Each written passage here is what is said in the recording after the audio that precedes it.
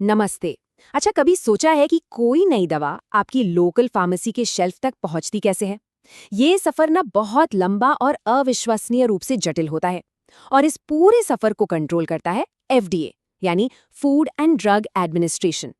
तो आज हम इसी पूरी प्रक्रिया को स्टेप बाय स्टेप समझेंगे। तो चलिए इस सफर में थोड़ा और गहराई से उतरते हैं। देखिए, ये सिर्फ किसी लैब में कुछ बना लेने जैसा नहीं है। नहीं, बिल्कुल नहीं। ये तो सुरक्षा, नैतिकता और पक्के विज्ञान का एक बहुत लंबा सफर है। और हमें सफर के हर पड़ाव पर आपको लेकर चलेंगे और उसे बहुत करीब से देखेंगे। तो सबसे पहले ये समझना जरूरी है कि इस पूरे खेल में खिलाड़ी कौन कौन है। कौन है वो लोग जो इसमें शामिल होते हैं। असल में 3 मुख्य खिलाड़ी हैं जो किसी भी क्लिनिकल ट्रायल की, आप कह सकते हैं, नींव रखते हैं। सबसे पहले आते हैं स्पॉन्सर, या कह लीजिए प्रायोजक। अब ये कौन है? ज्यादातर मामलों में ये कोई बड़ी दवा कंपनी होती है। इनका काम है पूरे प्रोसेस को फंड करना, उसका मैनेजमेंट देखना। असल में यही वो ताकत है जो एक नई दवा को लैब से निकालकर इंसानों पर टेस्ट करने के लिए आगे बढ़ाती हैं। फिर आते हैं इन्वेस्टिगेटर, यानी अन्वेषक। अब ये वो लोग हैं जो असल में जमीन पर काम करते हैं। ये अक्सर डॉक्टर या वैज्ञानिक होते हैं जो सीधे मरीजों या वॉलंटियर्स के साथ काम करते हैं, उन्हें दवा देते हैं। तो आप समझ सकते हैं कि इनकी भूमिका कितनी कितनी ज्यादा महत्वपूर्ण होती है। और आखिर में हमारे तीसरे खिलाड़ी एफडीए। इन्हें आप एक रेफरी की तरह समझ सकते हैं। इनका काम है ये देखना कि हर कोई नियमों के हिसाब से चल रहा है या नहीं। उनका सबसे बड़ा काम है ट्रायल में शामिल लोगों की सुरक्षा करना और ये पक्का करना कि जो भी विज्ञान इस्तेमाल हो रहा है वो सही तरीके से हो। अब बात करते हैं इस प्रक्रिया के सबसे सबसे जरूरी हिस्से की, और वो है उन इंसानों की सुरक्षा जो इन ट्रायल्स में हिस्सा लेते हैं। देखिए, इतिहास ने हमें सिखाया है कि बिना सही निगरानी के ये चीजें कितनी खतरनाक हो सकती हैं। इसीलिए ये एक ऐसी नैतिक जिम्मेदारी है जिसे बहुत बहुत ही गंभीरता से लिया जाता है। और यहीं पर एंट्री होती है इंस्टीट्यूशनल रिव्यू बोर्ड की, जिसे शॉर्ट में आईआरबी कहते हैं। ये एक इंडिपेंडेंट कमेटी होती है जो किसी भी क्लिनिकल ट्रायल के लिए एक नैतिक पहरेदार की तरह काम करती है। तो सवाल ये है कि आईआरबी का मुख्य काम है क्या? सबसे पहले तो वो ये पक्का करते हैं कि किसी भी वॉलंटियर को कोई बेवजह का खतरा ना हो। फिर वो ये देखते हैं कि जो भी जोखिम है, क्या वो दवा से मिलने वाले फायदों के मुकाबले जायज़ है। और सबसे ज़रूरी, वो इन्फॉर्म्ड कंसेंट, यानी सूचित सहमति की पूरी प्रक्रिया पर नज़र रखते हैं। तो ये सूचित सहमति आखिर है क्या? देखिए, ये एक बहुत ही बुनियादी सिद्धांत है। इसका सीधा सा मतलब है कि कोई भी इंसान अपनी मर्जी के बिना किसी ट्रायल में हिस्सा नहीं ले सकता, और हिस्सा लेने का फैसला करने से पहले उसे उस ट्रायल के बारे में हर एक जरूरी बात पता होनी चाहिए। अब ये जो स्लाइड है ना, ये बहुत दिलचस्प है। ये बताती है कि सूचित सहमति में क्या क्या होना ही चाहिए।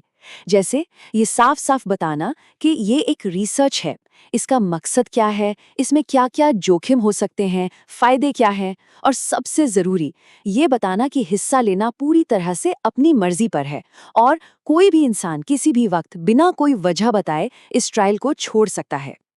वैसे तो सूचित सहमति लेना एक नियम है, एक कानून है, लेकिन हाँ, इसके कुछ बहुत ही दुर्लभ अपवाद भी हैं। ये सिर्फ इमरजेंसी, मतलब जानलेवा स्थितियों में लागू होते हैं, जहां मरीज से बात करना मुमकिन ही नहीं है और इलाज तुरंत चाहिए। लेकिन याद रखिए, ऐसी स्थितियां बहुत बहुत ही सख्ती से कंट्रोल की जाती हैं। चलिए, अब आगे बढ़ते हैं। एक बार जब सारे नैतिक आधार तैयार हो जाते हैं, तब जाकर असली ट्रायल शुरू होता है। और ये ट्रायल 3 चरणों में होता है। ये एक लंबी और जानबूझकर धीमी रखी गई प्रक्रिया है। ये स्लाइड पूरी प्रक्रिया को बहुत अच्छे से समझाती है। देखिए, फेज 1 का एक ही लक्ष्य है, सेफ्टी। इसमें बहुत कम लोग होते हैं और बस ये देखा जाता है कि दवा सुरक्षित है या नहीं। फिर आता है फेज 2। यहाँ लक्ष्य है प्रभावशीलता, यानी क्या दवा काम कर भी रही है। और फिर आता है सबसे बड़ा, फेज 3। यहाँ हजारों लोग शामिल हो सकते हैं और इसका लक्ष्य है कन्फर्मेशन, मतलब जो नतीजे हमें मिले हैं उन्हें पक्का करना। इस पूरी प्रक्रिया में, जिसमें सालों लग सकते हैं, सेफ्टी हमेशा हमेशा सबसे ऊपर रहती है। अब सोचिए, इन ट्रायल्स से कितना सारा डेटा इकट्ठा होता है, तो ये पक्का करना बहुत ज़रूरी हो जाता है कि ये डेटा भरोसेमंद हो, इसमें कोई हेरफेर ना हो। इसीलिए डेटा की अखंडता और पारदर्शिता बनाए रखने के लिए बहुत सख्त नियम बनाए गए हैं। और आज के डिजिटल ज़माने में जाहिर है ज़्यादातर डेटा इलेक्ट्रॉनिक ही होता है। एफडीए को इससे कोई प्रॉब्लम नहीं है, वो इसे मानते हैं, पर उनकी एक ही शर्त है, डिजिटल रिकॉर्ड्स भी उतने ही सुरक्षित और टेम्पर प्रूफ यानी छेड़छाड़ से मुक्त होने चाहिए जितने कि कागजी रिकॉर्ड्स होते हैं। तो ये होता कैसे है? दो तरह के सिस्टम्स हैं। पहला है क्लोज सिस्टम, जहां एक्सेस बहुत लिमिटेड होता है। यहां हर बदलाव को रिकॉर्ड करने के लिए टाइम स्टैम्प्ड ऑडिट ट्रेल्स होते हैं, मतलब कब किसने क्या बदला सब रिकॉर्ड होता है। और दूसरा है ओपन सिस्टम, जैसे इंटरनेट। यहाँ एन्क्रिप्शन और डिजिटल सिग्नेचर जैसी एक्स्ट्रा सिक्योरिटी की जरूरत पड़ती है। अब एक बहुत ही जरूरी सवाल पर आते हैं। क्या पैसा एक क्लिनिकल ट्रायल के नतीजों पर असर डाल सकता है? देखिए, जब किसी दवा के पीछे अरबों डॉलर लगे हों तो ये चिंता होना तो स्वाभाविक है कि कहीं पैसों का लालच नतीजों में कोई हेरफेर ना कर दे। तो इस बहुत बड़ी समस्या से निपटने के लिए एफडीए क्या करता है? वो पूरी तरह से फाइनेंशियल ट्रांसपेरेंसी यानी वित्तीय पारदर्शिता की मांग करता है। इसका मतलब है कि इन्वेस्टिगेटर्स को अपने हर उस फाइनेंशियल रिलेशन के बारे में बताना होता है जिससे नतीजों पर असर पड़ सकता है। जैसे क्या उनके पास कंपनी के शेयर हैं, क्या दवा के पेटेंट में उनकी कोई हिस्सेदारी है, सब कुछ साफ साफ बताना होता है।